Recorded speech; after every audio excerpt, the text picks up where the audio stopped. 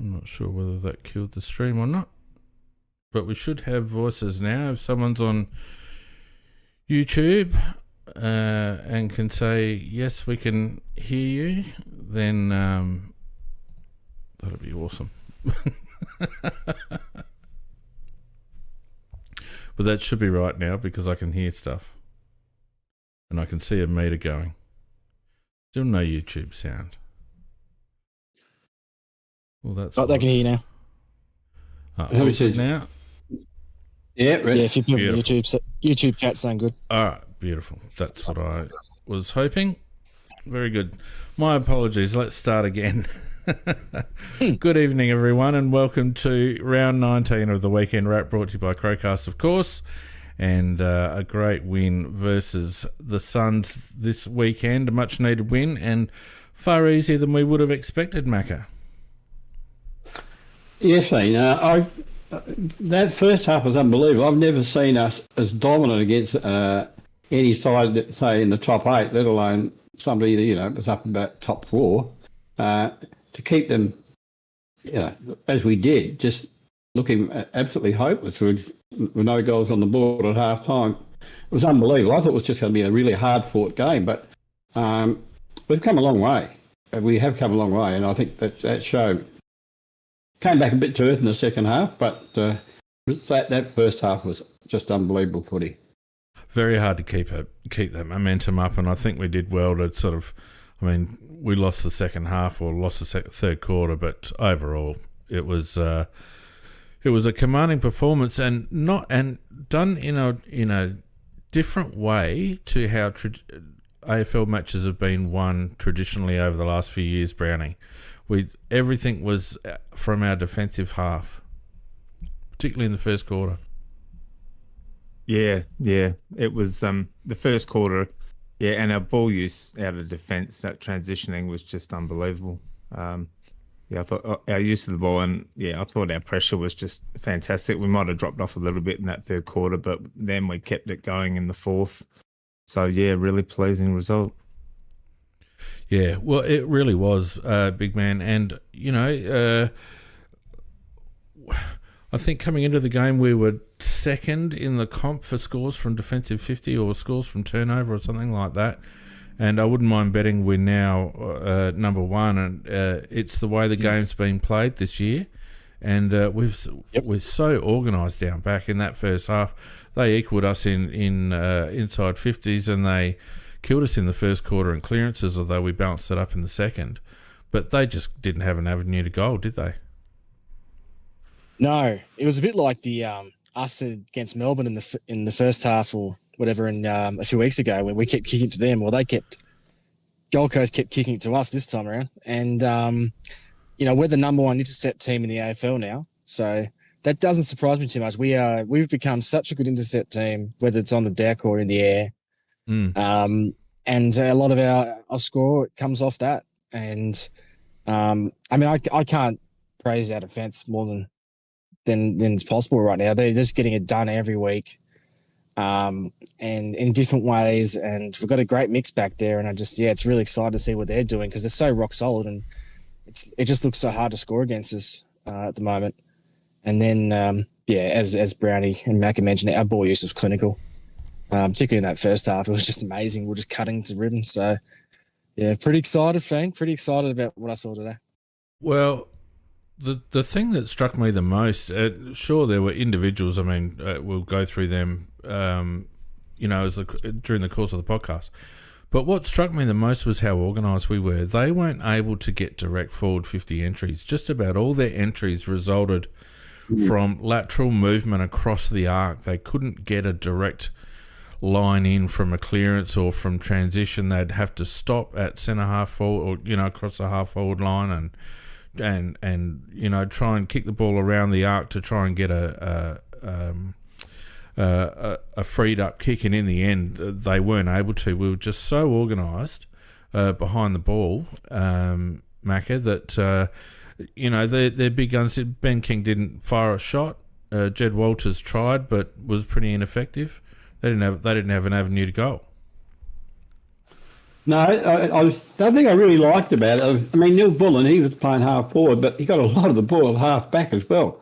And Curtin playing wing, he got a lot of the ball in defence. And look, it is really a team defence, and if they seem to work out if it's going to be a little bit of a pressure situation down there, the extra men are going down there and helping out. And I thought it was probably the neatest, tidiest bit of defence I've seen for a long time in that first half. And it was.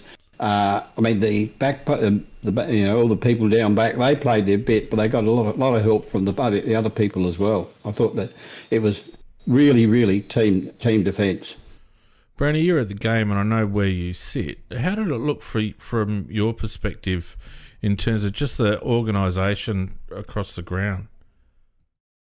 Yeah, I thought we were extremely organised. I thought the back in the back line, I mean, we were helped by the pressure on Gold Coast, like trying to find an avenue into the forward 50 was, I think, the main reason. They had a few chances to spot up a target and kept kicking it to us, but most of the time they were just bombing it in long, and we were just so organised with our running and jumping, and our spoiling was fantastic, and our method to get the ball out of there when it hit the ground was really good too. We just seemed to be switched on from the start.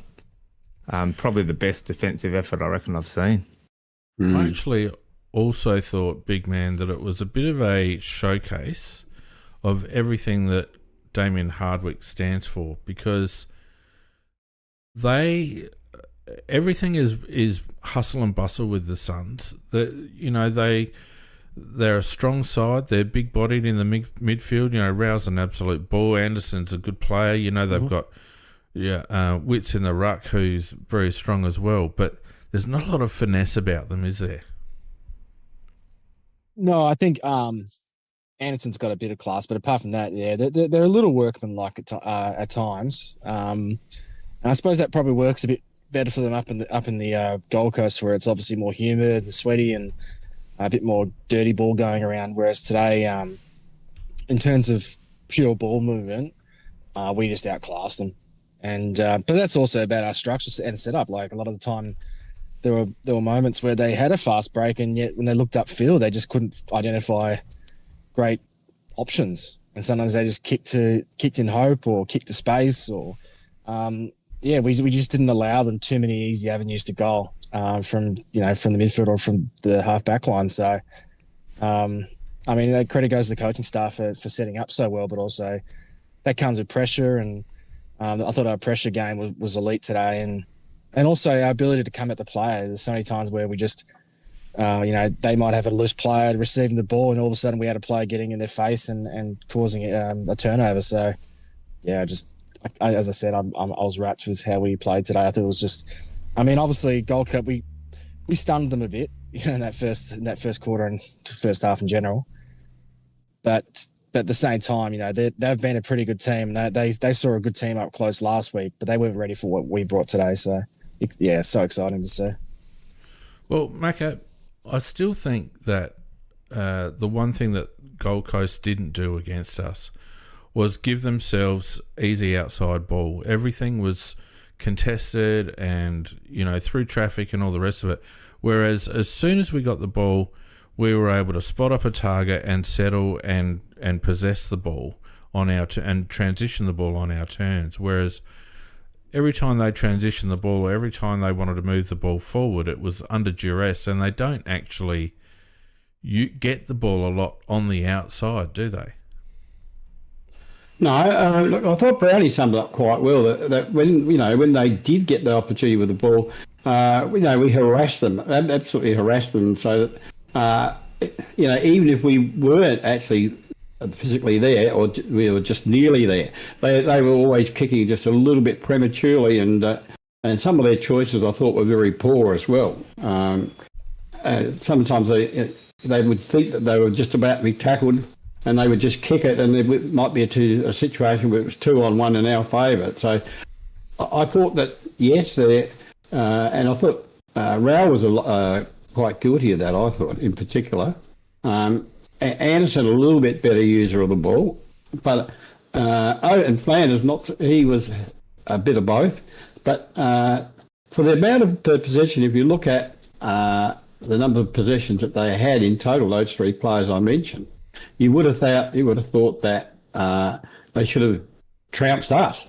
But because of the fact that we actually were so good defensively down back, and also putting pressure on them, and they had the ball.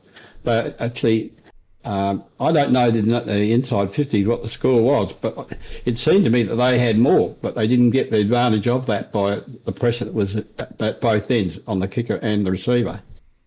Yeah, they did have more inside 50s, and we'll go through those team stats in a second. Heads up, the YouTube feeds, the pictures cut out apparently. Oh, well, that's a bit rude. Just black screen. That's a bit rude. That should be right now. It just changed on my OBS. Should be right now. Give me a heads up if it's not. They.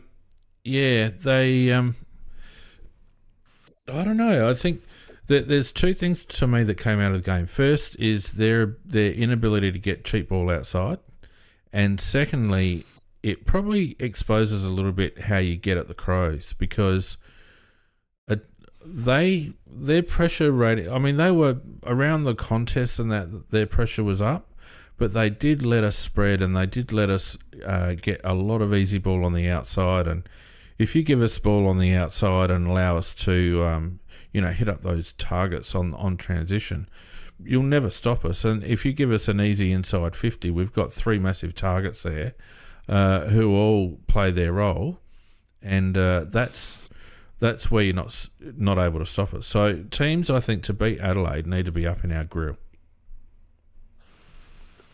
Sorry, was that last bit you said? Up in our grill, up in our grill, up in our faces. There needs to be the way to beat the Crows is frontal pressure, in my opinion. I think you've absolutely spot on there, Fiend. And they didn't do that. I thought that we much better than they did. We actually, if we look like being pressure, we gave options going backwards at times to the player that was confronted with players all around him, and there was several times he went backwards to go forward, and that was through work rate of players making themselves available. So, I think when you have a look, as I say, their numbers from the centre look good, but you look at the results, they weren't so good. So that's through the work rate at both ends, where it's kicked and also where it's kicked too. So I thought that we definitely outworked them in that first half, because when we did get in the back line, we seemed to have opportunities everywhere, whereas they never had that same situation. I mean, they'd get it occasionally, but we're talking about on a constant basis that a lot of times they were just kicking to contests or kicking in hope. So that was through sheer pressure, and I think that we're just getting better at it every week, and it's starting to make me think, if we get the finals, we just might be crazy chances. Well, I don't think it's. I mean, I'm on record for the last couple of weeks of saying that we're in it up to our eyeballs. I think Collingwood are gettable. Fremantle proved that today. They've lost 2 in a row now. They can bounce back next week, and then they'll be cherry ripe for the picking again the week after when we play them. Brisbane, I think, are a good, strong side, but they're certainly gettable as well. I think a bit depends on where you play them, but if we were to meet Brisbane in a grand final on the G, to me it's a 50-50 ball game. So we are in it up to our necks, in my opinion, and now not only top 2, but first is up for grabs, because we're only a game behind Collingwood, Brownie. Yeah, that game against Collingwood in 4 weeks or whatever is going to be crucial, because if we can win that one with a better percentage, we're a massive chance, at top or second. And the fact we've got a couple of what you would say easy games, and if you look at the Port with Power with the numbers they've got out at the moment, you'd almost say that should be an easy game as well. So we should win 3 definitely, and we're up to our eyeballs with Hawthorn and Collingwood as well. So we're a massive chance. And I think the thing that really stood out to me today was, I think our fitness is a massive part of the way that we're playing in the second half of the year, because we were able to apply that pressure for 4 quarters. Like, we might have dropped off for 5 minutes in the third, but then we got back on our game. And then that last quarter, we were even pressuring in that last minute when the game was when literally done. We just kept going. So I think fitness is maybe one of those things that is going to hold us in good stead for the finals. Yeah. I think, pardon me, I think from the TV anyway, look, even though we won easily, the boys looked pretty cooked by the end of it, big man, and some sore bodies. I think Jordan Dawson had a bit of a calf issue. Fogarty went over it on his ankle, and he still looked a bit ginger with that shoulder at times. Poor old Luke Pedler cannot take a trick. In the last minute of the game, someone falls over his leg, so hopefully that's okay. But I reckon there's a few boys that will be spending a bit of time in the ice bath tonight. Yeah, I mean, it's funny, isn't it? Because it was, I mean, in terms of the result, you would think it's a cakewalk for our boys, but it was actually a fairly physical game, and they got some nasty hits, whether it was from the Gold Coast or, in Barry's case, it's from our own teammates. So, but luckily he obviously didn't have any ill effects from that knock, thank God. But obviously Hingy's going to be a doubt. And as you mentioned, Fogg and a couple of others were sore. Apparently, Filthy was ill before I yesterday. just saw or that. something like Saw that in the chat. He was up all night. Yeah. Pretty still good managed game. to kick a couple. Yeah, I think most people would be happy with that game from any of their key forwards, and to do it when he was sick, that's pretty good effort. And there's just a couple of other boys, like you mentioned, Dawson, and I'm forgetting someone else who got sore during that game. But Coming for a little while. Okay. Yeah. Isaac Cumming had a bit of a leg.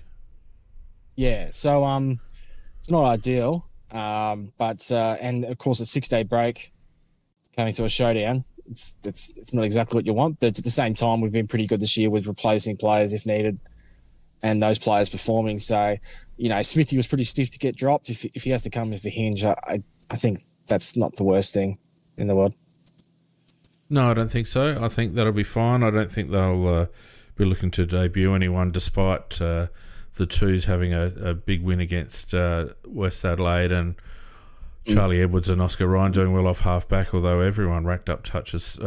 Sid Draper got 28, I think. And also, Oscar's did his hamstring late in the game, and I don't think it was a great one. So, yeah, right. He was pretty despondent afterwards, so it might not be a good one. Yeah, right. So, well, hopefully he can get back for SANFL finals. Yeah, and Charlie wasn't named in the best, but I can tell you he was one of our better players. So. Yeah, well, considering how much, we pretty much destroyed West Adelaide, and he's still got 27 touches off half-back. So, but Sid Draper's game was really good, which was encouraging. 28 touches and a couple of goals, I think. So that was pretty good. So we've got a bit of backup. Sorry. Yeah, they revised a few of the stats. He actually ended up having 32.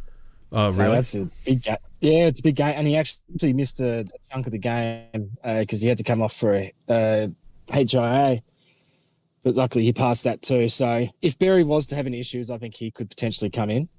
But it was great. He looked, that was the best he's played all year. His ball use was a lot better, and he was getting his hands dirty, but he was also getting a lot of that second possession, which was great because he's so quick that he accelerated from the centre stoppage and laced out a few players. So he was really exciting. So there's another certain high draftee that played well again today, but it's exciting to think that Sid is another piece of the puzzle to come in hopefully next year at least, or later this year.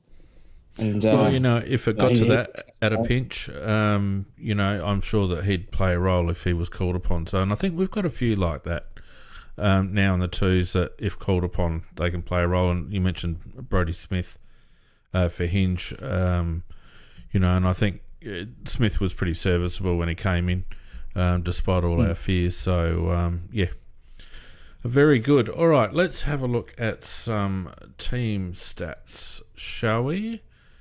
16-11-107 to 6-10-46, so it was a 61-point win in the end. It blew out as far as 68, I think, at one stage. Got into about 40-something and then back out again in the last. Hard to keep your momentum for 4 quarters, and they're always going to come back after a lung bashing from Hardwick at halftime. But, we weathered that all right. Looking at the team stats, the AFL stats, disposals 357 to 334, 237 kicks to 192. Disposal efficiency was even, 73%. 46 to 52 inside 50s, but our efficiency was 54% inside 50. Theirs was 36, which was evident watching the game. Marks inside 50 were pretty even. Centre clearances 6 to 11. They got that ascendancy in the first quarter. Then it was we wrestled some of it back in the second, and then it was fairly even after that. Around stoppage 31 to 27, which I thought was a good effort because they've got Rao and a couple of others there that worked pretty hard around stoppage, so that was all right. I thought O'Brien probably squared his contest with Witts, and probably did a little bit more around the ground than Witts as well. I thought it was a really good game from Riley, considering Jared Witts is his kryptonite at times. Contested posies, 125 to 114. Uncontested, 224 to 213. Our marks 112 to 83, and that I guess goes back to what I was saying before about us being able to settle with ball in hand and allow some spread. 62 to 66 turnovers, 55 tackles each. So, look, statistically, not a huge amount in it. I think it was just evident how we were able to move the ball when we had it in a much more methodical way and with a lot more ball security than they did when it was their turn. Mac? Yeah, look, 100%, Dean. You raised that point about the statistics not being very much different, and that was the thing when I looked through it myself. I thought it was quite astonishing when I saw that because it appeared like we were dominating, but they did have their almost their 50% share of the ball. They just didn't use it that well, and that's to all credit to our players, as we said many times, and so far, and I did like the fact you mentioned Rob because, as you said, which has been his kryptonite, and I would say this is the first time I've ever seen him beat wits. So he's definitely still playing for a contract. There's no doubt about that. And but look, I thought I think we should give Rob the extra year. I've sort of gone soft, at times I've criticised him in the past, but he's football in the last 6 weeks or so, 7 weeks or so, has been outstanding, I reckon. I reckon he's as good as any ruckman in the competition at the moment. So give him the bloody contract and keep him. Well, I'm happy for them to keep the powder dry if it's going to keep leading to performances like that. Brownie, I think, at the ground this week and obviously last week as well, it's evident again that the last couple of weeks we've gone back to transitioning the ball a bit quicker and also spreading the ground. Not a lot of up and down the line over the last couple of weeks. Yeah, it was really evident today that we were moving the ball quickly, making quick decisions, and even one of the players that we've been giving a bit of a hard time to and gave a bake to last week was Neil Bullen, and he was making quicker decisions, and his ball use was like a different bloody player out there today. His ball use was bloody on point just about every time, and even around the goals. Well, I'd like to say hello to Alex because he obviously listens, because he responded to our rev up, and easily the best game that he played. And we'll talk about individuals in a little while, but g'day the Neil Bullen family, and thanks for tuning in.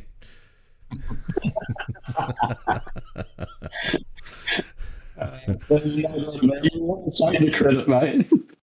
Well, we ripped him. We haven't been kind to him, and then he bobs up with a 31 touch game. 3 goals. Yeah, we'll take it. Sorry, big man, you were saying? No, I was saying 31 touches, 3 goals, 2 goal assists. I mean, he actually had the perfect half forwards game. He did. We gave a fair rocket, and it's actually been building for a little while. But if he's going to do that, then I think we just keep giving a rocket every week because that was awesome. That was unbelievable today. He was fantastic. Well, we just need to pick out some. I've got someone in my sights to pick out in a little while, but we'll hold fire on that one. We'll see how it goes. It's worked. We gave Rob a big bake earlier in the year, and look at Rob now.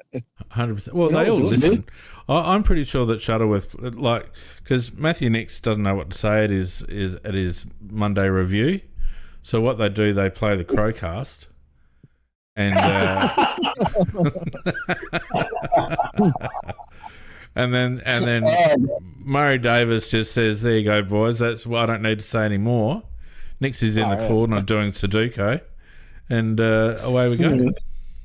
I hope Murph's trying to leave the room, mate. All right. All right, let's have a look at a couple of players. And Alex Neil-Bullen, I've highlighted him because you're absolutely right. 31 touches, 7 marks, 4 tackles, 3 goals, 1, 2 inside 50s, but 12 score involvements. He did a lot of work from the back half. It seemed to me, I didn't notice him at a CBA, but he was working very deep, and I wondered whether he was getting a little bit of a run on the ball at times. 9 contested possessions, 539 metres gained. That's what we paid for, Jeffrey. Yeah, and clearly the best player on the ground. Not just in terms of stats, but effectiveness and some of his pressure acts and second efforts as well. Like it was the absolute complete game, and probably played at a level that surprised me. I was sort of not expecting him to be able to play at that level, so that was a really good surprise.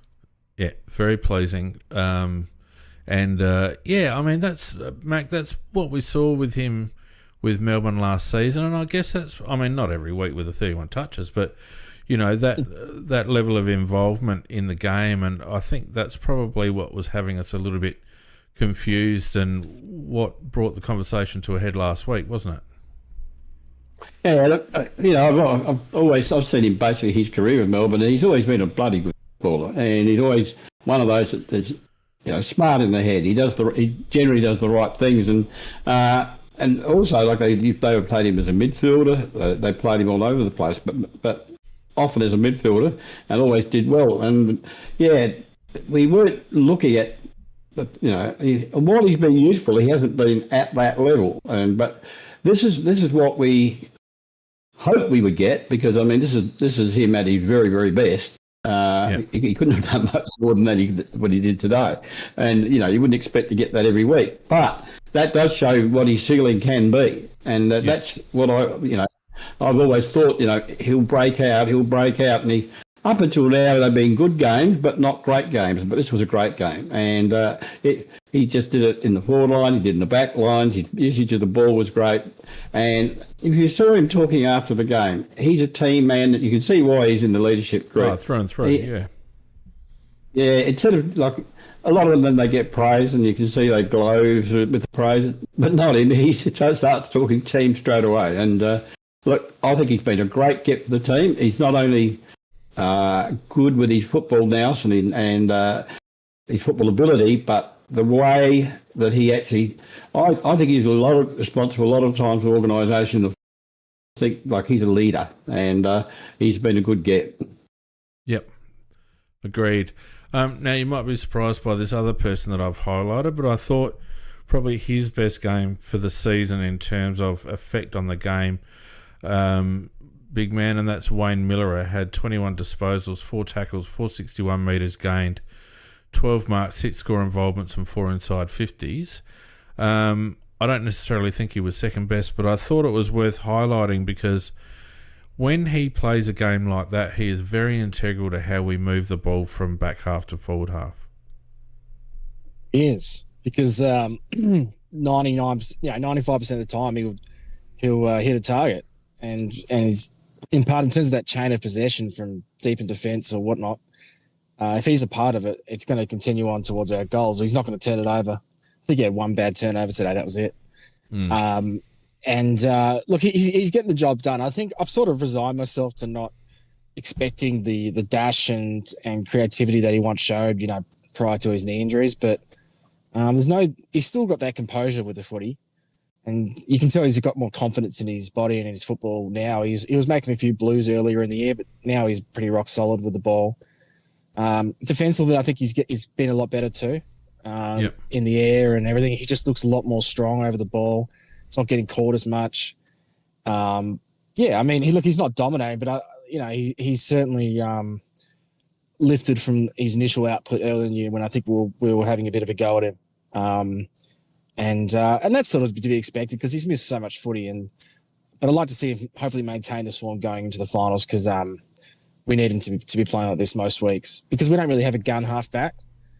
We have gun intercept defenders, but he's probably our best ball user off half back. And I agree, Fiend. Like he wasn't a standout today, but I think he's actually been in pretty good form in general.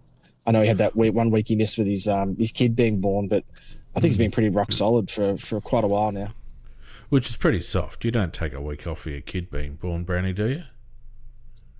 Oh, if you're having triplets, maybe. But I think if it's just one or two, you keep going, don't you? Yeah. Come on, Junior. You're better than that. No, look, I just think he suits our mode. He's not dashing like Nasiah and a couple of other halfbacks, but he suits our mode. He gets ball in hand and he's very good at directing the play, and he picks the switches pretty well. and his disposal was sort of back to the standard that we used to with him. And he tends to go when he needs to too defensively. He'll put his body in the way when he needs to. So I thought it was a good game from him. There are plenty of others. Josh Worrell, I thought, was standout defensively. He had 25 disposals, 17 kicks, 11 marks, gained 409 metres himself as an intercept defender. And the bloke, he's just so bloody reliable. You know, a couple of inside 50s, 11 intercept possessions, if you don't mind. I mean, I think it was mentioned on the commentary, but he has really turned into a jack of all trades down back and needs to be seriously in consideration for All Australian, in my opinion. 100% agree with you. 100%. I actually, Neil Bullen was obviously our best player, but I thought Worrell was our second best player. He was outstanding back then. It didn't matter whether he was competing against tall or small. He just won out every time. And he started growing last year, didn't he? Becoming a very good player last year. But a lot of people grow 1 year and then they sort of stop and they don't go on. But he's gone on with it this year and he's just improved and improved. And you quite rightly, what you said is right. I mean, I know he's a no-name brand compared to some of the names that they call out for All Australian, but if you go on performances, his performances are as good as any defenders in the competition at the moment. And in my opinion, he deserves a spot in All Australian. Well, can anyone tell me who a better third-up defender is in the competition right now? I can't think of one. Maybe Stewart, but he's more... Not this year, though. Not yet. No, not this year. I'd have to look. He'd be tight. He'd be right up there. It's a very good point, mate, but I can't think of one offhand. Just offhand. Just can't even think of one. Carl Wiki be up there? He's good. Maybe. He's anyway, good. I don't want to go through the whole comp, but my point is that he's among the very best in the comp, and he's having a great year, and good on him. And I think our win was very much defence driven this week. Our mids had average gains. Peatling had 21 touches. Dawson had 20 touches. Saligo 24 touches. Coming 16 off a wing. Curtin had a very good game, 20 off a wing. But I felt like they probably just broke even with Gold Coast, which is all they had to do. But I felt like when it was their moments, they all had more impact on the game than the Gold Coast mids.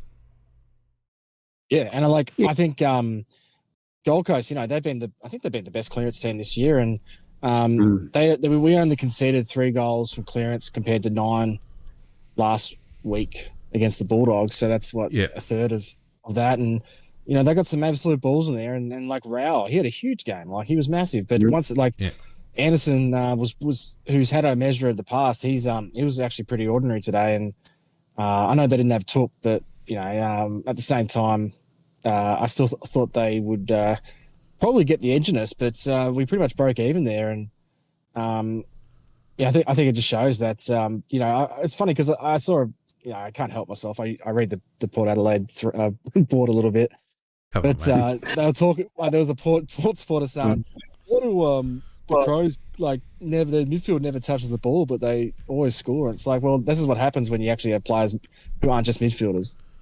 And but not only that, but you don't the days of needing your mids to all get 30 plus. That's not really the case anymore. So much comes off your halfback flank, and I think if you compare us to how we were 10 years ago when it was under Campo, when it was all about stats and touches and everyone getting 30 plus, but we still wouldn't win games. Well, I think it's refreshing to see the way we're going about it now. Yeah, look, 100%. And like I mentioned at the beginning of the cast, the game is not being played as a midfielder's game this year. I don't think Collingwood rank in the top 3 or 4 in terms of midfield. I know Geelong don't. There are obviously some very good midfields going around, but Western Bulldogs aren't in the 8 at the moment. Gold Coast, it didn't help them at all this week. So times are changing in that regard, and I think our midfield probably lacks a star, but God, they all go 110%. Saligo and Peatling and Berry just go at 110% every week. And, they don't shy away from a contest. We tend to break even at ground ball. We tend to break even around stoppage. Sometimes we can get a bit done in centre. But, yeah, I don't think it's going to be a year where a dominant midfield is the be-all and end-all, Brownie. No, I think the strength of our midfield is it's a pretty even contribution across the board most weeks. And they all pressure hard. They all work hard. I think Saligo has just been picking up the last few weeks. He's just getting a little bit better, getting a little bit more of the ball. He's using it really well. But I think our strength is, we're just a good even side. We don't have a star, but potentially, next year we might if they start playing our higher draft picks. Yeah. So that's something to look forward to. Well, when you look at the team averages for the year, we're only AFL average for centre clearances and stoppage clearances. And, for centre clearances, it's Bulldogs, Geelong, Melbourne, North Melbourne. Some teams that are going okay but not great. Same round stoppage, the best stoppage team of the comp is Port Adelaide. Gold Coast second, North Melbourne third. So, Carlton and St Kilda are both above us in terms of stoppage clearance. I think the way we are playing the game, and Collingwood don't figure in any of these stats to any great, extent. And I think this year it's all about being able to have ball security on transition, being able to get territory and be able to get repeat forward 50 entries. That seems to me certainly how we're winning games, and that's exactly the way we should be playing given what we've got up front. Well, I don't think there's any doubt about that, Payne. The three-headed monster gets talked about in many ways. A lot of people say, it's awesome, and then you get the critics who'll say you can't win a final with a three-headed monster like that. But if you watch it today, they don't get in each other's way. They're playing in different areas of the forward line. So I think there's no doubt we have the best forward line in the competition. That's my opinion. That we've got more options in the forward line than other teams have. And as you said, other teams might be like Port Adelaide. They've got the class in the midfield, but they haven't got anybody to finish it off. And finishing it off is what it's all about. Score on the board wins games. And fortunately, we've got not just the three-headed monster, but we've got other players around them at ground level who can actually do something about it as well. So, and other players chip in at times with the Dawson. Sometimes one of the wingmen might kick a goal. So the way we play, it's I like it because it's not dependent on any one particular player. It's they talk about the three-headed monster, but really you look at it today. They didn't all have the greatest of games, and yet we still absolutely dominated the game. So I like the way that our game plan's been tweaked, and I've forgotten his bloody name. The chap that we come down from Brisbane to help out, Murray Davis. I have no doubt Murray Davis has worked with Nix, and Ray was saying on 5AA, and I know he says a lot of shit, but I agree that what he's saying you can see that we're starting to play in the same style as Brisbane, except we've got a different sort of setup right at the very end where we've got three forwards to aim at. But the rest of the game is... Yeah, I don't think we're playing like Brisbane at all. I don't think we're playing like Brisbane at all. Well, we are far more structured. Oh, look, correct me if I'm wrong, Brownie and Big Man, but in my opinion, we are far more structured than Brisbane are. They are also, in my opinion, Brisbane are also a bit of a hustle and bustle team. Oh, you go, Macca. Well, I think they're pretty structured, thing. I think they are very structured. Well, Brisbane. last week we were saying that they weren't, so I don't know what changed in a week. Well, no, but on any one particular game, you can actually have it where your structure falls apart, where players don't do their little bit. And that's the thing about structures. If you are playing structured football and you get two or three that aren't on that day, the whole thing can break down. But maybe it mightn't be identical to Brisbane. But the whole point is that I've got no doubt that the way we're playing now is a little bit different than we were playing early in the season. I just think we've just got better and better the way we play. It's the percentages are much more in our favour the way we play too at the moment. So we don't give, unless you do drop a mark off your chest like Keane did. We don't give away those really easy goals we just give away. Well, it feels like we've got two. It feels like we've got two modes. When the weather got bad and the ball got heavy and all the rest of it, we were very much able to grind out wins, and that's when we were doing that down the line, sort of bottle it up, protect the outside of the contests and all that sort of stuff. But at the beginning of the first 3 or 4 weeks and now the last 2 weeks, we've played a very open, controlled by foot spreading style that has focused on poking holes in opposition zones. So it seems to me like we've got two very distinct ways of playing the game. And that may well be right, Ben, in the sense that you play for the way you play is against the opponent you play, and the way they let you play as well. So I think you're right. I mean, there's no blueprint that can work 100% all the time. You've got to sometimes just adjust it because of who you're playing. But I'm not being critical. I'm just saying it's been quite evident that we've had, given weather and opposition, there's been times where we've just wanted to shut the game down and condense the ground and just go up and down the line and protect around the contests and, be very defensive minded and not worry too much about, racking on the goals. What was the game that we came out in the last quarter and ran all over a team because we opened the game up? Because we played both modes in the one game that week. What was that game? It was at home, I think. Yeah, I know when you're talking. I can't remember which one. But where Dawson said. Game? Yeah, it could have been the Brisbane game. Dawson said at 3/4 time. The Knicks asked them how they wanted what they felt they should do, and they said they wanted to have a dip. So that was very evident. That we was played both those modes. Sorry, Brandon. Yeah, that game we did have that mode, and we came on in the fourth quarter and we kicked 3 really quick ones. The only, I think, negative we had in that game was we shut up shop too quick. Yeah, we did. Yeah, that was a problem in that particular game. We did shut up too early. Yeah. So, I think that's good. Yes, mate. Dan Curtin. Yes. He's all right at football. He's all right. He's no slouch. He's all right, mate. Look, he had 20 touches again, 6 marks, 3 tackles, 336 metres gained.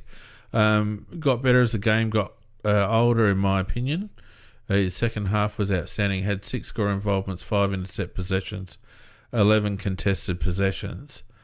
And it was highlighted at one stage in the telecast how he just runs the length of the ground, gets involved down back, and then a couple of minutes later you see him getting involved up forward, and the kid's got a tank, and he's a beast overhead. And I think the competition is starting to realise what a bloody unicorn the kid is, and he's only 20. Get tagged in this, right? One of the neatest left foots you've ever seen in your life. I mean, the way he actually kicked the ball is sweet. That's the best way to describe it. It's just a sweet kicking action, and it's going to be beautiful and just land on somebody's chest. He's a magnificent kick. Yeah, and I had a really good game. The bloke that I'm not going to torch him because he had a good game, James Peatling, but I just the one thing that I've noticed creep into his game over the last couple of weeks is his legs move faster than his metal sprigs allow him to stay on the feet, and he's turning into a bit of a Richie Douglas, and I don't want that for James. He's a better looking man. He's better at football.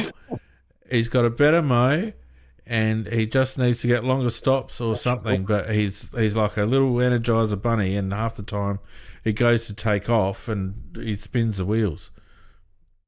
I hope he's listening for you, because if he hears the Richard Douglas comparison, he'll improve out of sight quickly. Richie Douglas has just puffed his chest out going, oh, yeah, I was pretty good.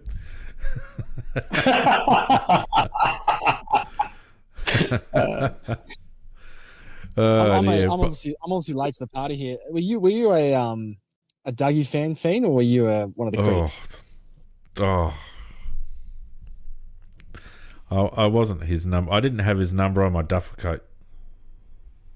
Okay. Because I like Dougie. I know he had his issues, but you're such a nuffy. Richie, come on, Richie, go get the ball, Richie. That was you in the stands, wasn't it? Look, he couldn't kick a goal on the run to save himself. He'd always hook it to the left. But and obviously he couldn't keep his feet for like half his career. But he was a pretty solid player. I had some time for Richie. Yeah, I think he's a good player. Any bloke who's got a head the same size as Kane Corns, you can't take seriously. Well, he'd trip over half the time because he'd get his chin and get in the way. Love your work, Richie, if you're listening. You're a great club champion.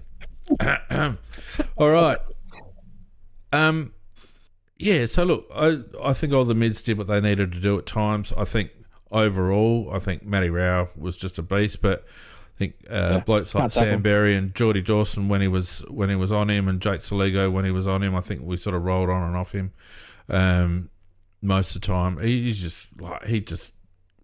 He's like a force of nature, Matt Rao, but he's not clean. So as long as you keep putting pressure on him, you can get the ball back off him up from the next possession. That's the thing about Matt Rao. I was going to say that, Finn, that he's unstoppable, but you can pressurise him so that the kick doesn't really do any great damage. Because he hasn't got the neatest kicking action, and if you just get him under pressure, well, it becomes even worse. So. But gee, I'll tell you what, he can. There's not too many players in the competition, I think, beat him at getting the ball. No, I agree. Look, I thought Isaac looked dangerous. I like the role that he's playing at the moment much better. He can get up the ground when he wants to, but I think having him away from centre bounce is probably a good thing. What did you guys think about that run too far? Because he bounced the ball 5 times, and I swear to God, he only took about 10 steps after the last bounce. Yeah. 6, I counted. 6 it was. It was bullshit, and it ruins a great moment too. Oh, absolutely. The only thing I could say on behalf of the umpire was if he was paying it for the distance before that one, the last one he ran 6 metres and he would blow the whistle. Whether it was, but it had several bounces, so whether it was before the one before that, I don't know. But even that one, I think, was only dubious. It was 15. I thought actually, overall, I thought the umpire was very ordinary today. They're just 50-metre happy. Long 850s, 850-metre penalties. Ridiculous. Very, very ordinary, and for very ordinary little minor things.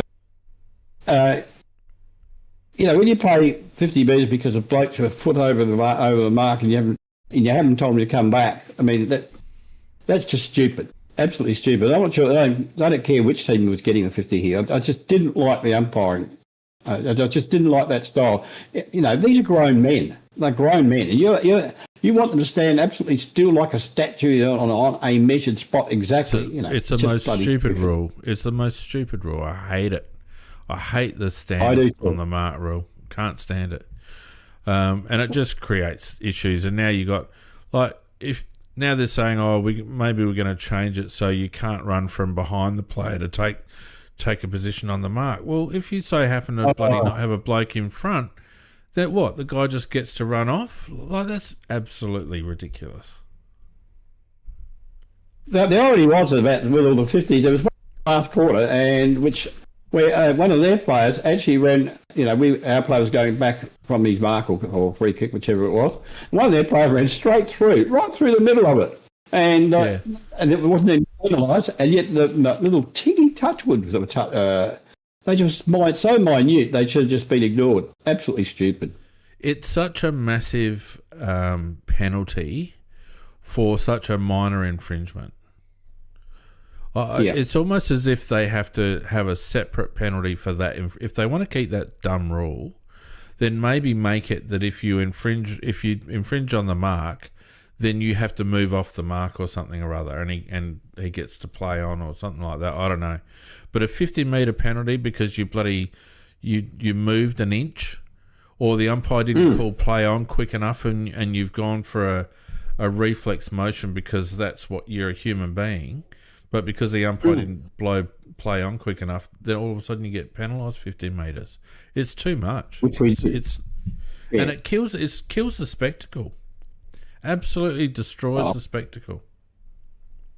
Yeah, and I hate it. Absolutely hate it. And there was one today where we got pinged, and exactly what you just said. The guy's playing on, so we moved, but because the umpire hadn't said play on, we got pinged 50 metres. Yeah, that's his fault. Christ. Yeah. Hello Newman says in the chat that 50 metres has been around since the 70s. It absolutely has not. The 50 metre penalty only came in the 2000s, didn't it? Well, it wasn't around in the 70s, I'm sure of that.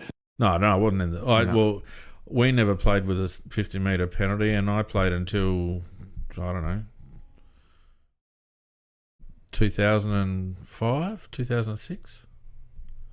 I don't reckon I ever played with a 50 metre penalty, ever. Yeah, it'd be interesting. I'm not sure, but, it certainly wasn't... when the Crows first came in, there wasn't a 50 metre penalty. No. I reckon it was the 2000s, Newman. Anyway, doesn't matter. We're getting off track. And look, the umpiring wasn't biased. It was just bad. I mean, that one that they missed when Riley O'Brien got shepherded out of the ruck when they'd paid the exact same free kick a quarter previously. It's like, what else could it be? The guy bumped him out of the way and didn't get his hands on the ball, didn't contest the mark. It's a bloody shepherd every day of the week. And the one that happened to Murray down in their forward lines, where the guy just flattened Murray out, and the guy was just leaving another guy, one of their players, to take it unmarked. So, I mean, it's just so bloody blatant. So they couldn't get the obvious lead, but they just pinged the little things, as we say, the things that shouldn't have been pinged. I think it's one of the worst umpiring performances I've seen. And I'm not saying that we got crucified. I'm just saying they crucified the game. Yeah, no, exactly right. It wasn't bias. It was just bad. Anyway.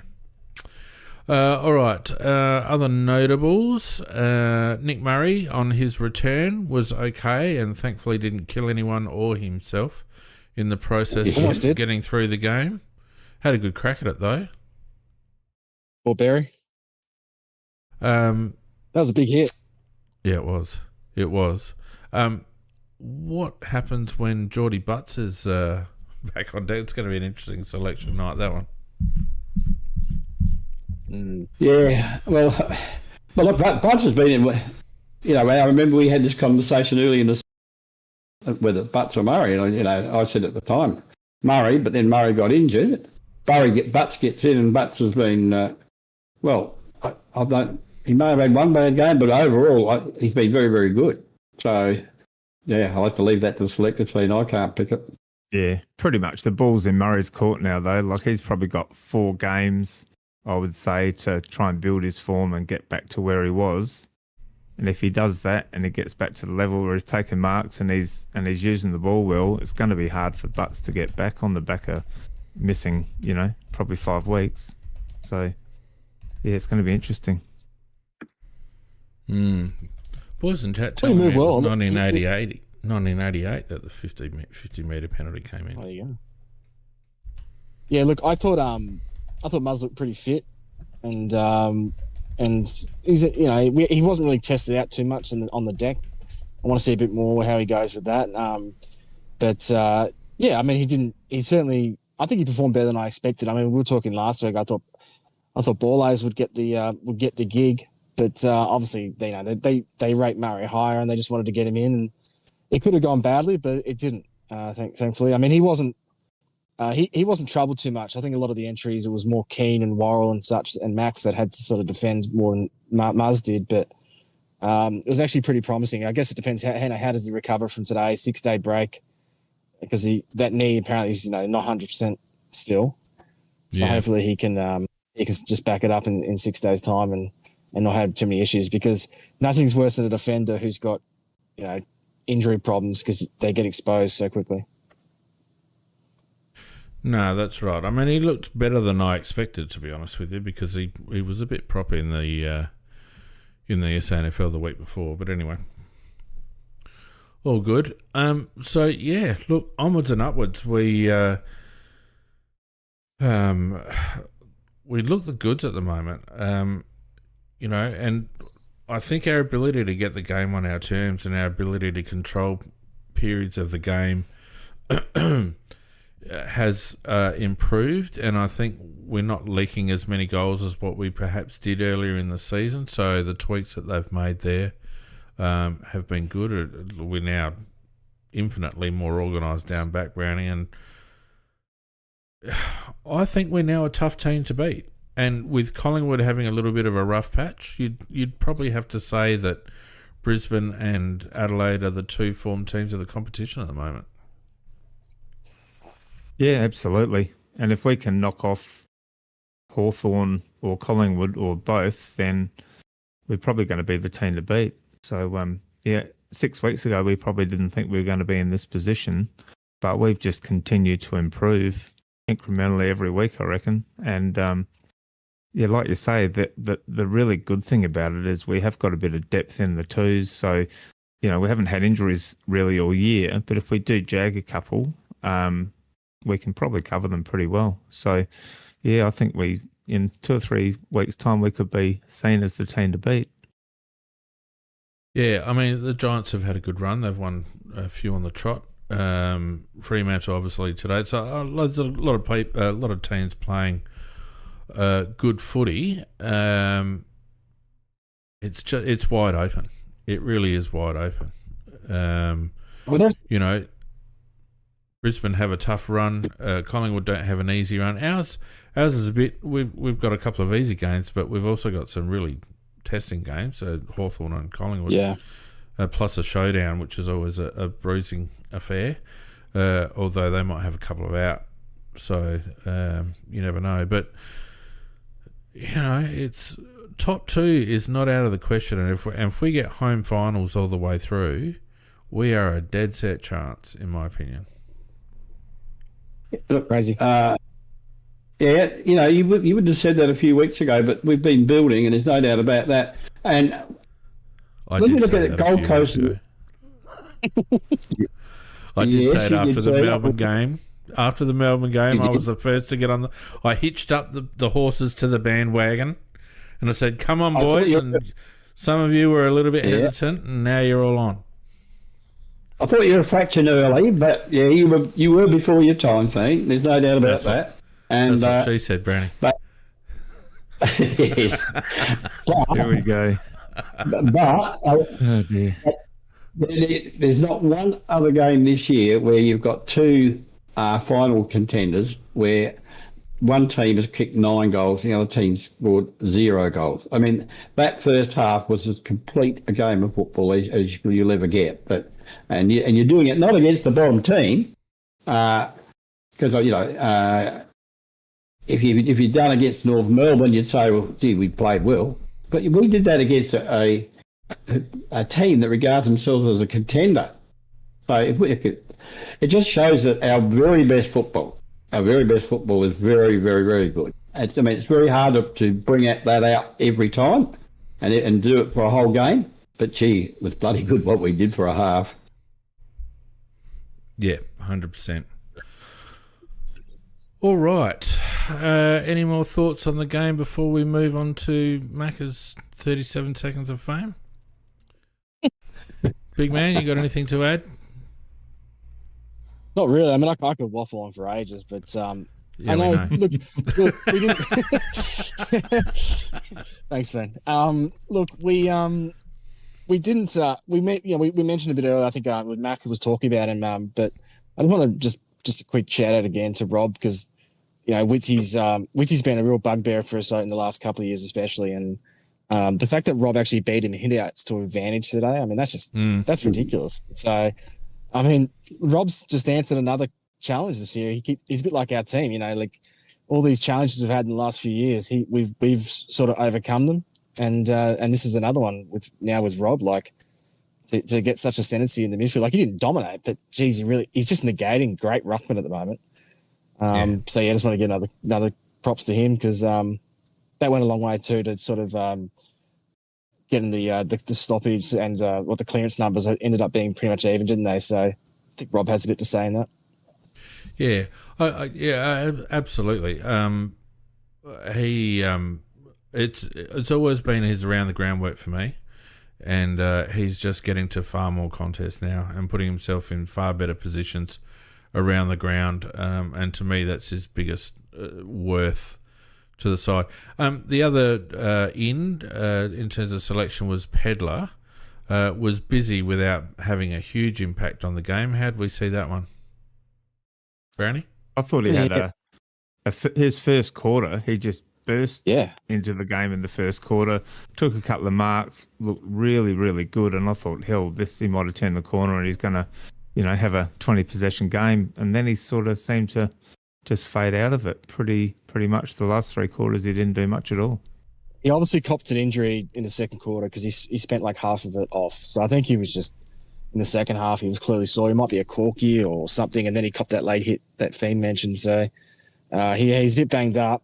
I agree with Brownie though. Like that was exciting though. He's taking those big marks and flying at the ball. Like he's capable, but once there was under a bit of duress and he got fatigued and he was obviously sore, he started to go to ground too much and rush himself a bit, and it just wasn't working out for him.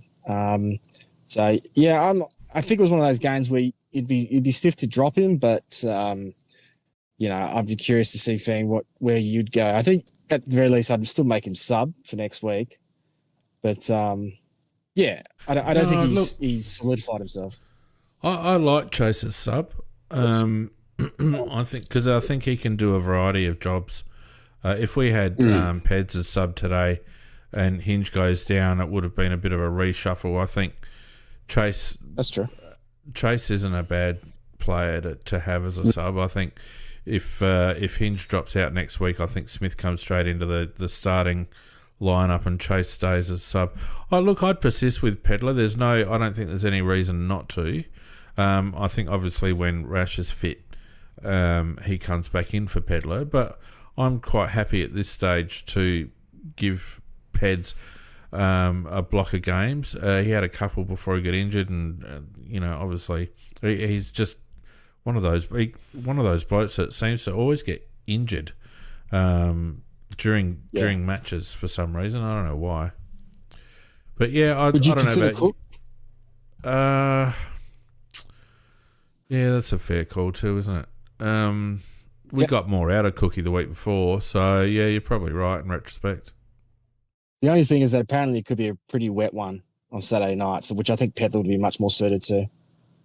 So I think that's probably it, isn't it? If it's wet, then you go with the ground player.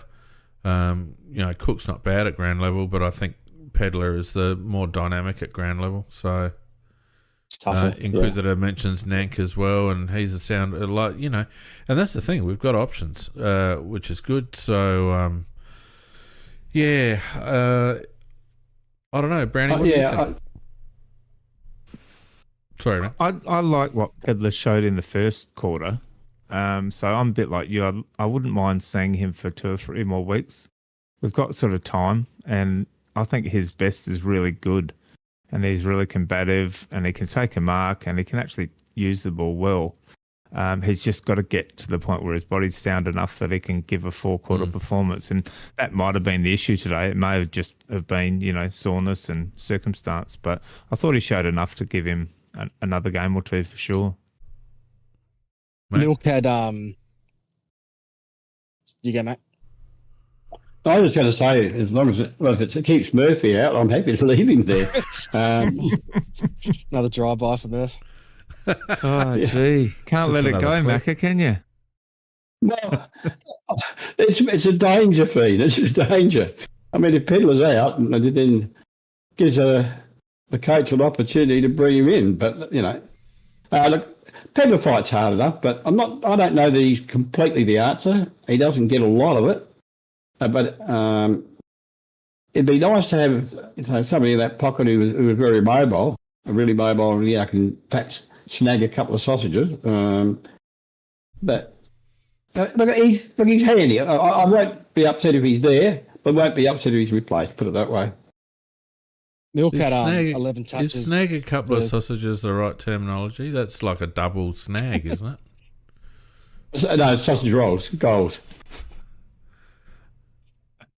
Anyway, sorry, big man. Sorry, Fink. No, I interrupt people, so I can't complain. No, I was just saying, Milk had the only 11 touches, but he did have 7 score involvements. Were you okay? Were you happy enough with his game today? Fink? Who? Milk, Zach Taylor. Milk. Yeah, that's his nickname. What'd you call it? Wow. Milk. That's his nickname. Yeah. Why is it milk? When he came to the club, apparently all he drank was milk. Oh, right, okay.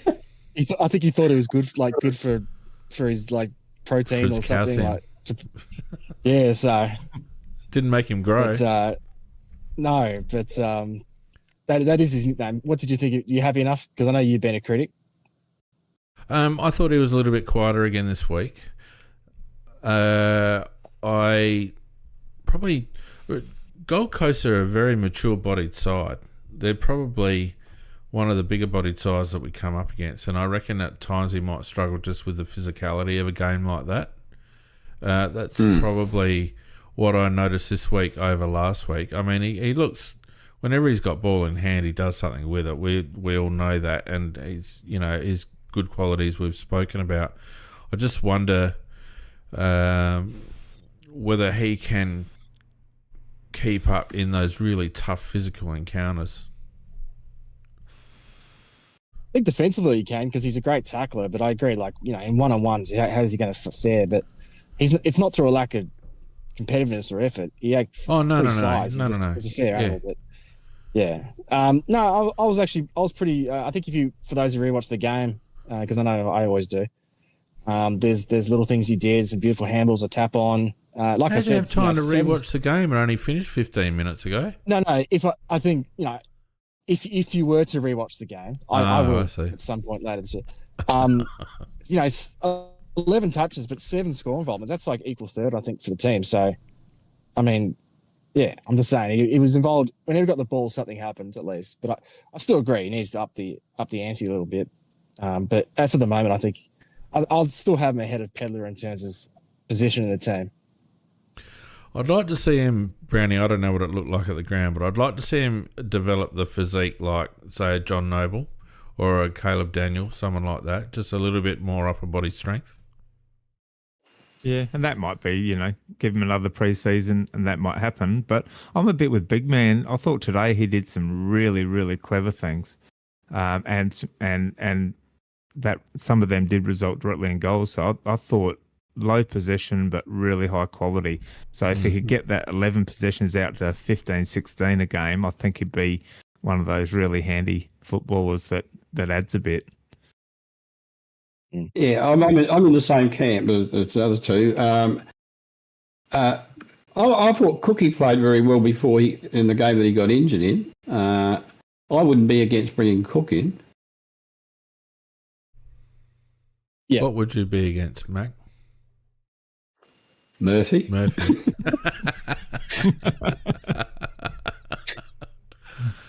Oh, and on that note, let's give you your 5 minutes of fame, shall we? Yep. Really strange round again. We had some shockers and some good ones. So let's run through them. The Giants taking care of Essendon, 16-8, 104 to 714, 56 on Thursday night. Another fantastic showcase for the game of football. I just want to start off with, I want to criticise the programming, and what I want to say is they should highlight. We did that last week. I'm going to cut you off. I'm going to cut you off. Just read the bloody scores. Okay. Well, you did that. 16-8, 104 to 714, 56. Very disappointing by the GWS, in my opinion. They played 15 players out, Essendon, and I thought that, to win by 8 goals. I don't think that's good enough against a side that really is putting out virtually a B grade side with a couple of A graders in it. So it's played at Marble, and I've got to again criticise AFL. The roof was left open during the day, so it rained. So with the roof, they managed to play on a wet ground. Absolutely hopeless. Yeah, makes the investment worthwhile, doesn't it? Yep. Bloody stupid. Absolutely stupid. They should rehire Laura Kane so they can sack her.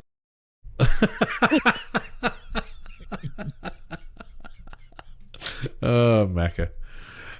Friday night, the Lions and the Bulldogs played a good game. The Bulldogs just wouldn't go away, but they just didn't seem to have that extra bit of class to get them over the line. And Brisbane 12-14, 86, 10-point winners over the Bulldogs 12-4, 76.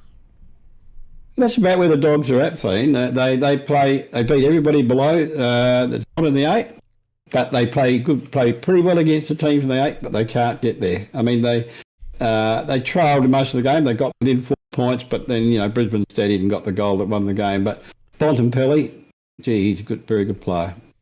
Love him. And then on Saturday, we had down in Tassie, the Hawks getting over Port 13-9, 87 to Port Adelaide 7-7, 49. Wasn't a bad margin in the end, but not terribly convincing, I didn't think.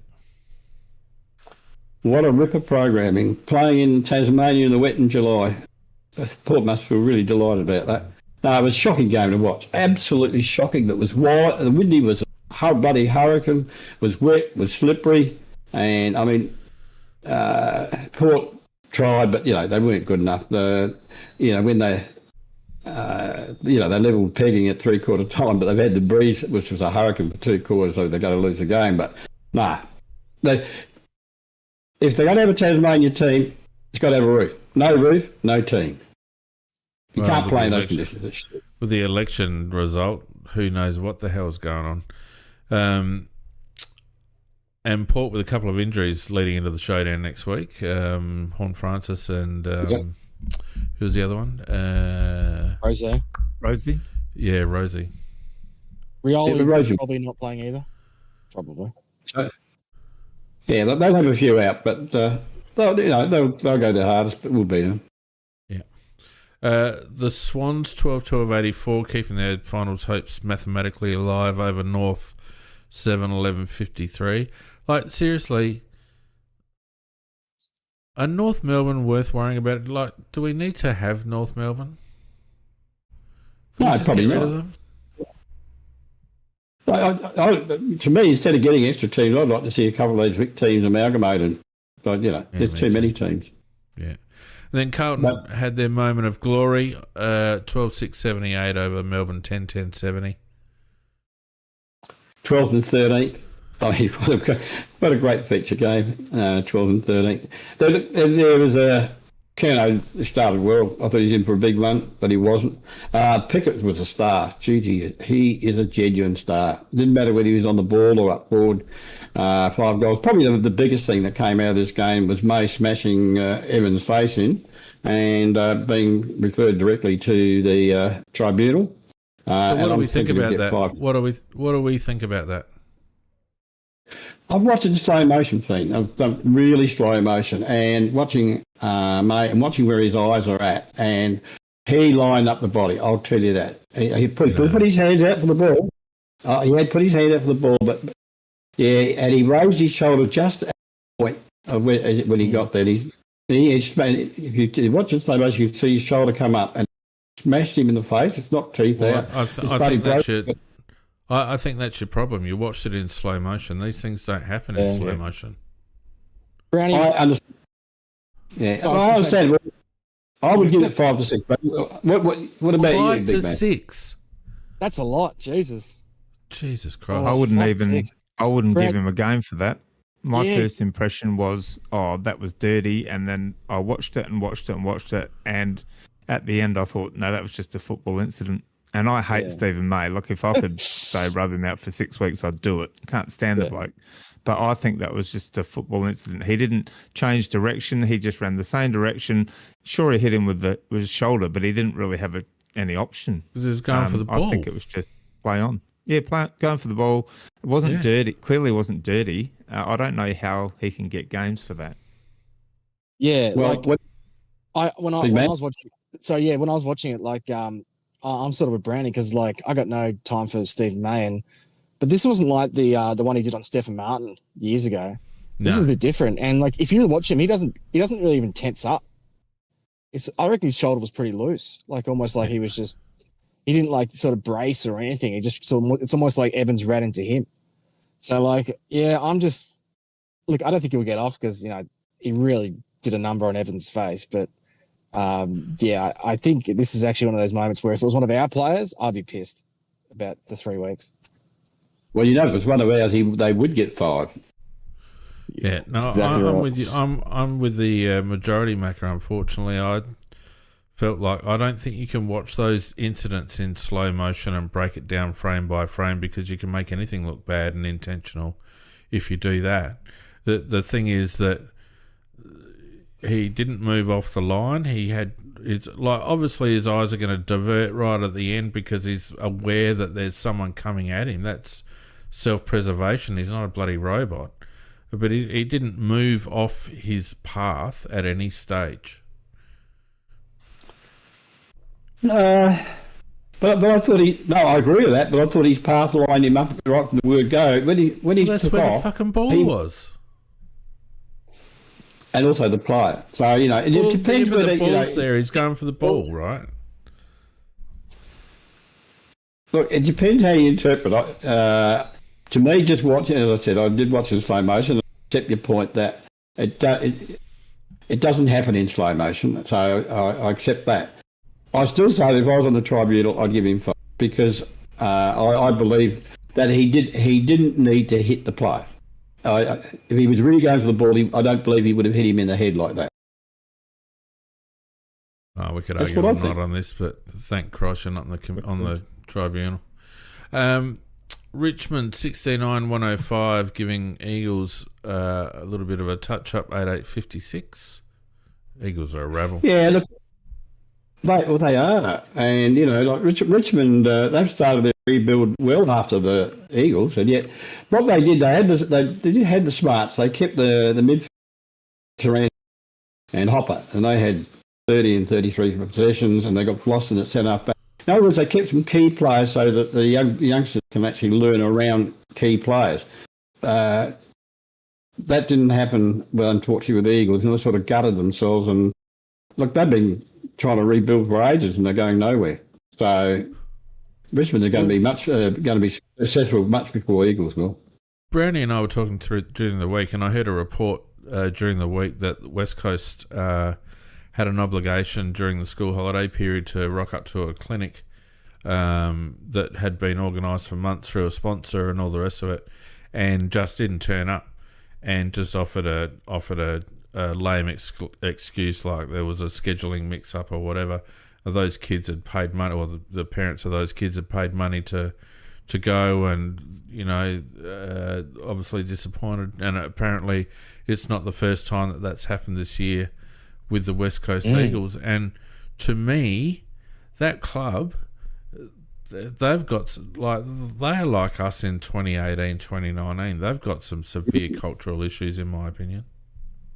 Yeah, lost in no man's land with no culture. Yeah. Who would you think is in? Sorry, I should rephrase this. Who do you think's has a worse issue right now, like in their rebuild? North Melbourne or West Coast? Oh, West Coast, no doubt. But North Melbourne's has been going for longer, and they haven't improved one bit. I think the advantage that North have got, Brownie, is that they're in Melbourne, so at least they've got access to a talent pool. Whereas I don't think there'd be very many non-Western Australians that would want to go over to WA to play for West Coast. Yeah, I think West Coast are now what we were, like you said, in 17-18, when we hit the bottom. We were not a destination club. Trying to get players is just about impossible, and I think West Coast are there now. North Melbourne, you could argue they only need to do what we did this year and pick up 3 or 4 decent players that can just give them a bit more stability, and they could start improving pretty quickly. I think West Coast are years away from that. I think they've got the whole club's like buggered from the top down, like administration, everything. What that analogy you just gave about them missing that whatever it was with the young kids, that was that's just basically tells you the position they're in. They're a rebel, isn't it? Yeah. And guess who's the CEO? Donny Pike. Yeah, I love that comment in the chat. Somebody says they are us. They have Don Pike. Yeah. Oh, God. And, they missed out on Dan Curtin, who was right under their nose. And, yeah. No, and losing a couple of players next year, probably Harley Reid and Oscar Allen. So, yeah, they're in big strife, Eagles, in my opinion. Big strife. The Cats this afternoon getting over St Kilda, 17-11-113 to 12-10-82. Yeah, the Cats, they were too good as you would have expected at Alphabet Stadium. The one thing about it is Wanganeen Miller played as a midfielder rather than off his half-back flank. 36 disposals, 2 goals. By God, I'd love to get him, just offer him the world, make him come to us somehow. They lost by 5. Yeah, but he was outstanding. I watched a lot of he's a magical player, absolutely magical. Imagine if they didn't have Macca. If he wasn't playing today, they would have got smacked. 10 goals over. Yeah. But some of the balls he's winning, I can't believe how he wins them. He wins them against 3 players. He's just a magical player. And he was. This is not all just handball receives and stuff. He was actually in the guts quite a bit today. Yeah. Winning clearances. Like he actually burnt off Max Holmes. So I know. He's a freak. He is a freak. Home and Cameron were outstanding for the Cats, but easy one for the Cats. Yep. And then the game that finished just not long after our game started, so unfortunately not many of us would have seen it. The Dockers kicking the last 4 goals of the game to get up by a point, 12-7-79 to 11-12-78, giving Collingwood their second defeat in a fortnight, Mac. Yeah, well, after our game, I went across to their game, and it was with scores tied, and I thought I'd get the winning point, and I thought, I don't know what happened for the rest, but I know that Dacos had some 43 disposal back to very best, and Sarong had 37, which is great figures by both those midfielders, but it just shows that Collingwood aren't invincible, they're vulnerable. This happened at the MCG. And I'll run over and watch the game and just see where they really got them. My suspicion is that although Dacos had these 40-odd possessions, 43 disposals, he might have been a one-man band in the middle. And Freo, they've got a good spread of players, and it'll be interesting to see how they got them. I don't really know at this stage, but they just outworked them and got it. Yes, and it makes the table just a little bit more interesting. Collingwood still on top on 56 points now, but only half a game clear of Brisbane on 54, with the Crows a game away from Collingwood on 52. So top spot is now well and truly up for grabs, only a game in it, and the Adelaide Collingwood game in round 23 will be an absolute cracker, I think. Geelong on 48 along with Hawthorn, GWS and Fremantle, and you could probably say Gold Coast as well because they'll get a free 4 points when they play Essendon, so they'd be probably currently sitting in 6th spot, with Freo probably in 6th spot with their percentage. So all to play for. Outside of the 8, the Western Bulldogs are now, if you consider that Gold Coast are 48 points and they're sitting in 8th, and the Bulldogs are on 40, they're now 2 games out of it, Western Bulldogs. You could say that like they've got 127%, which will help them, but they need to basically win their way in now. The Swans only a game behind them, still on a mathematical chance. And then we've got Port on 32, Carlton on 28, Melbourne and Essendon on 24. How'd you be beating Melbourne on the same number of points as a mini-league side? Bloody hell. And the mini-league side's got a game in hand too, not that they'll win it. St Kilda, Richmond on 20, North on 18, and good old West Coast on 4 and not looking like it. So, it's really coming to the pointy end, isn't it? And there's some good games next week. We've got Collingwood got an easy one over Richmond. They'll lick their wounds on that one and get their percentage back up. Brisbane and Gold Coast should be a good game. Obviously, we'll talk about the Showdown in a second. Geelong have got North. They should win that. Hawthorn and Carlton. Well, Carlton, gee whiz, now that they're up and about, you never know. Sydney and Giants should be a good game. Sydney are in form. And Giants obviously as well. Where's that? Is that at that's at Giants, I think. Fremantle should win their derby very comfortably, and then the Bulldogs have got Essendon, so they should get up on that one. So Showdown next week, gentlemen. Yeah, well, I know that showdowns are always play very, very competitive games, and both sides generally play at their very best. But I think if we played our very best and they played our very best, we would win and win reasonably comfortably. To me, I think we should just treat it just as another game, another team. Don't put this gloss on the Showdown. Just work out what we need to do to beat them, and just do that, because they're very beatable. If we lose to them, I would be absolutely not just staggered. I would actually be distraught, because they aren't a good team this year, and they've also got a few good players out. So we should really, really take them to the cleaners. I'd say if we don't win by 5 to 6 goals, I'll be very disappointed. Well, Brownie, Port are probably Gold Coast light because they've got a quality midfield, but they don't have the next half a dozen that Gold Coast do. So I'd imagine if we played the same way that we played against Gold Coast, break even in the midfield contest, our defence will just be just too strong for Port's one-man forward line, and we should have enough to kick a bag. Yeah, and with Horn Francis out, I'd be surprised if we're only breaking even. We could even get some ascendancy there, because he just gives them a lot of drive. Our back line is just could not play any better at the moment. So they're just going to have trouble unless they can get really clean ball in there and get first look at it. They're going to have real trouble scoring. And our forward line's humming as well. So I'm a bit like Macca. I'll be pretty disappointed if we didn't give them a fair, probably an 8+ goal drubbing. Touch up. There's no real excuse. Big man. Yeah, I mean, in terms of showdowns, historically they have been really close, but there have been the odd one where it's an absolute smashing. And typically when we've had good years, we have actually had a smashing of Port. I'm not sure that's going to happen this time, but I mean, if it's ever going to happen, it'll probably be this game. But I don't know.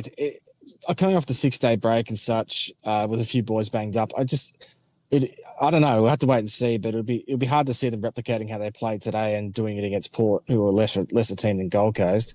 If they did, then great, the party time. But I think Port are going to bring it. This is probably their last game for the season where they got any sort of investment in.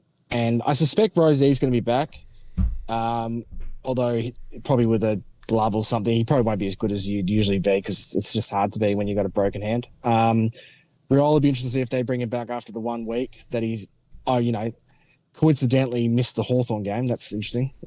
So if they bring him back, then it was a total joke. I hope they don't, because he's actually quite a dangerous player, even though he's obviously out of form and out of condition. But they've still got good players there. They actually took it up to Hawthorn for half or three quarters on the weekend in crap conditions. The coach just actually played a pretty good game in conditions that would not have suited him usually. I think they've still got a bit to give this year. But if we lose this game, then it's one of those ones where just get it done. I don't care if it's by 15 points, whatever, 10 points, just get it done. We've got bigger fish to fry in the coming games. This is definitely the hardest of the three easy games, if that makes sense. I don't think this is an easy game by any means, even though, given the form lines and Port Adelaide's injuries would suggest otherwise. But I actually think this will still be a tough game. But yeah, if we don't win, then I think your PTSD is showing. I think your PTSD is showing, big man. Port are a rabble. Port are a rabble. They're an absolute rabble. They've got no forward line apart from Georgiades. They won't have a crowd. All the Port supporters will be outside stealing hubcaps. Like they don't like their midfield is banged up. They don't have enough avenues to goal. Their defence is. How are they going to match up against Steelthorpe, Tex, and Fogarty? Oh, the wet might help. It wouldn't matter. Wouldn't matter. Kenny Hinkley might as well put on his Guernsey and go out and defend for them. That actually annoys me a bit. That's probably going to be wet, because it sort of brings our strengths down a bit to their level. I hope it's a bit drier. But I mean, at the end of the day, if you compare to last time we played them, they smashed us in the midfield. Albeit that was with Horn Francis playing, and he played well that night. He did. But I'd like to think we can actually curtail Butts and a bit more, and Rozier a bit more. It feels like defensively we're a better team in terms of restricting individual performances. I know Bont got us last week and Rao this week, but generally we haven't let too many players get off the chain lately. So I hope we can, if we negate their centre clearances a bit and such, I just don't see how they can match us around the ground. I think you need a few more weeks of therapy, mate. A couple more wins against bogey teams, and you'll be right. It's been 8 long years, Finn. 8 long years. You know what it's like. I mean, look, it could be worse than being a Crow supporter, but it got pretty bad there. Like, Jesus, mate, we had to talk about it every week. Yeah. Did you guys actually? Can I ask a question? You guys had the podcast during 2020, yeah? We started. We've been going for 10 years, mate. Yeah. So 2000. Yeah, I'm just saying with COVID, like you were still doing it and stuff. Cause yeah, we still did it.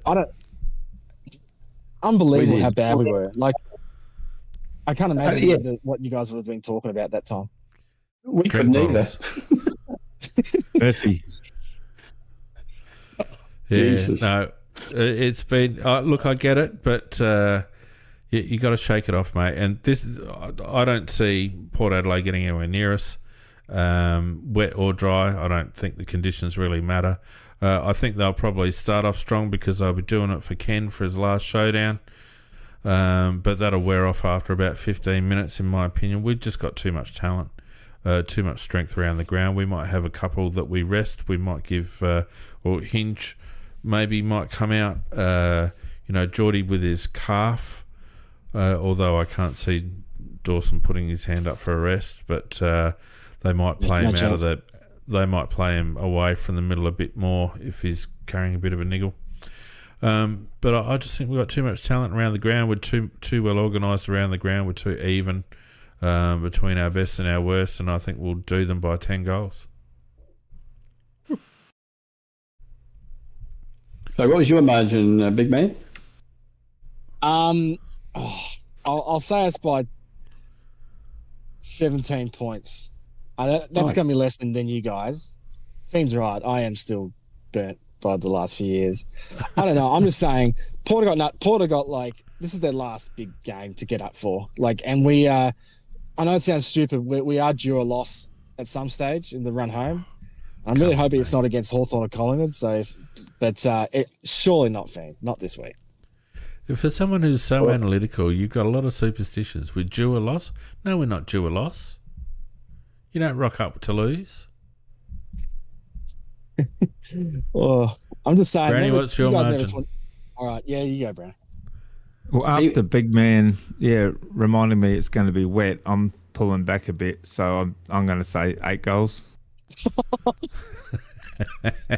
I reckon it would have been 12 if it was dry. Yeah, you're on my train, mate. I'm on your train. I don't care about the conditions. I'm going 6 no matter what conditions. Yeah, that's just sitting on the fence, Maker. All right. Well, look, it's been another very good cast. Big Man needs to go and have a lie down and a little bit more couch time, I think, just to get him over the line. What would get you over the line, Big Man? Just a nice finals win. Yeah, look, it's the thing. Like I've been have a bit of trepidation most weeks going to games, even though I do tip us most weeks. And we almost always turn up, don't we? Like even against Hawthorn, we lost that game, but we still turned up. Yeah. I'm still just waiting for that game. Like you guys remember 2016 when we had the destiny was in our hands and we lost to West Coast in the final round of the season. We dropped from second or something to 5th. You know, it's an interesting thing that you say that, and I hate to cut in, but this is a very pertinent point. And Mako, you can chime in here. It was you, me, and Peter J back then in 2016. And we were adamant that you couldn't trust the Crows back then. Yes. And there were players that you couldn't trust. Some of them are still in the team. But I don't think we're the same. I don't think we're built on the same foundations as we were back then. I don't feel like we're as flaky. We were all or nothing back during that time.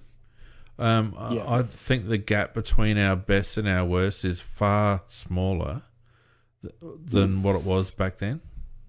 Mate, would you agree with that? 100%. There were probably about 4 or 5 players who were despised by the rest of the team. So, yeah. And like we would spot them and we would name them, but they would still got selected every week. But and we turned out we were right. They did let us down when it really counted. Yeah. But if you go through our team now, it's only when they and I hate to keep repeating his name, but it's only when they bring in somebody like Murphy, you think, well, that guy shouldn't be there. All the other guys they bring in, they give a game to. There's probably, out of 22 players, there's probably 19 core players there, and there's maybe 2 or 3 that they bring in and out. But they all have a crack. They aren't with the exception of that one. They're all probably worthy of being there. So I don't see a soft underbelly in our team, which at the moment, which will let us down. Yeah. Well, that's what we used to have, that soft underbelly, didn't we, Fiend? And that was, and when it counted, they would let you down. But I can't see them. Maybe people out there can see others, but as far as I'm concerned, I think that everybody gets in our team at the moment actually earns it. You couldn't see it, Big Man. You couldn't see anyone in our group now feeling like we needed to do a bloody power stance or any of that sort of bullshit. Like all that bloody snake oil shit and smoke and mirrors. That just underlined not only soft underbelly in the playing group, but also in the coaching group. And I just don't think that exists anymore. I think our club has moved on from that. We're far more balanced and even, and I think the ins that we've brought in have assisted in that, both in the coaching department and also in the playing group. So, and also at board level for that matter, we've got more football people at board level now than we did back then. So that, I guess that's, Big Man, why I feel far more confident in projecting good things for us compared to back then when I felt like we were just always on the cusp of tripping over ourselves. No, that's fair. I'll change it to 4 goals. not 3. Daredevil. All right. Well, look, we'll leave it on that optimistic note. Thanks everyone on Discord and on YouTube. Sorry for the hiccup at the beginning, but we got that sorted out nicely. So thanks all for joining us. We will obviously be back again at 8:30 next Sunday night for a Showdown wrap. But until then, stay dry because it's going to be a wet week. Good for the farmers. And we'll see you boys later on. Yeah, good night all. Good night. Bye, guys.